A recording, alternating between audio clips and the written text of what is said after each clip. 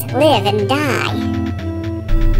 The way stars live and die makes a lot of sense if you consider what a star really is. Simply put, a star is a large amount of gas and dust that is collapsing under the force of gravity. At first, this crush of gravity makes the inside of the star hot enough to ignite a nuclear explosion. This explosion supports the star against gravity and makes it shine. In our Sun's case, this stage will last for about 10 billion years. But eventually, all the nuclear fuel inside the star, mostly hydrogen and helium, gets used up. After that, there's nothing to support gravity, so once again, the star starts collapsing.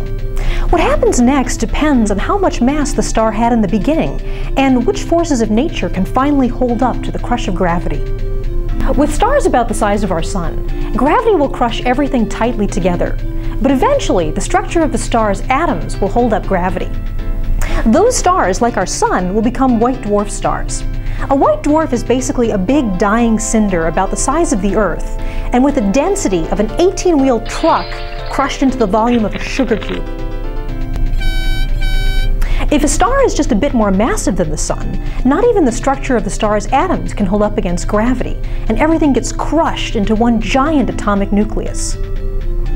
This forms a neutron star, which is about 10 miles across and has a density of a Mount Everest per sugar cube. If the star is much more massive than the Sun, say about 3 times more massive, then nothing can hold up to the force of gravity. The star collapses right out of existence and becomes a bottomless pit that we call a black hole. Nothing can escape the gravity of a black hole. In fact, the reason we call them black is that the gravity is so intense it can actually pull in light itself.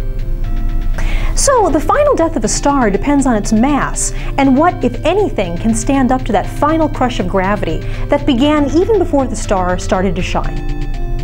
For Ask an Astronomer, I'm Dr. Michelle Thaller of the Sort of Science Center.